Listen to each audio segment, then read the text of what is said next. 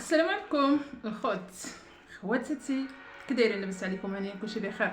شو اقسم بالله هاد البزطام، ها هو البزطام الشكل القليب هذا لقيتو.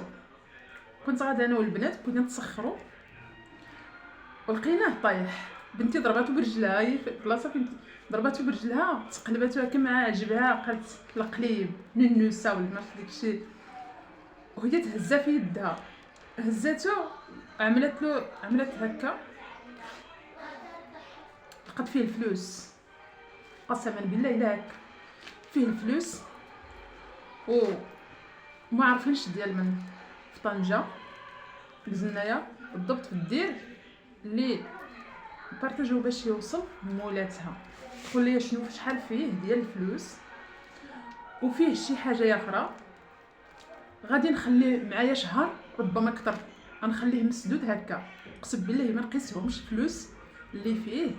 القسم رمضان هذا والله فوق مني، ما نقدرش نهز منه شي حاجه.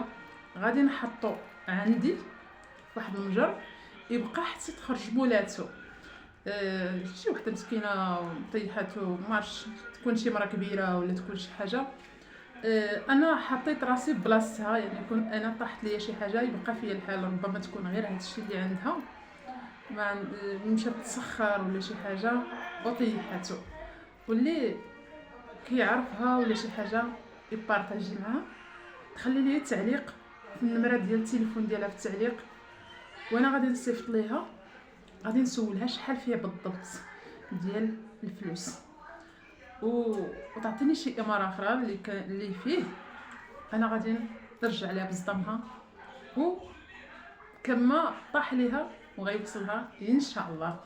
ورمضان مبارك سعيد، والله يدوز، الله يجعلكم تصوموه بخير وعلى خير، صليو التراويح، صليو صلواتكم الخامس. كاينين بزاف ديال الناس كيصوموا بلا صلاه. الله يهديكم، صليو باش ربي ان شاء الله يكمل اجر ديالكم. ومع السلامه.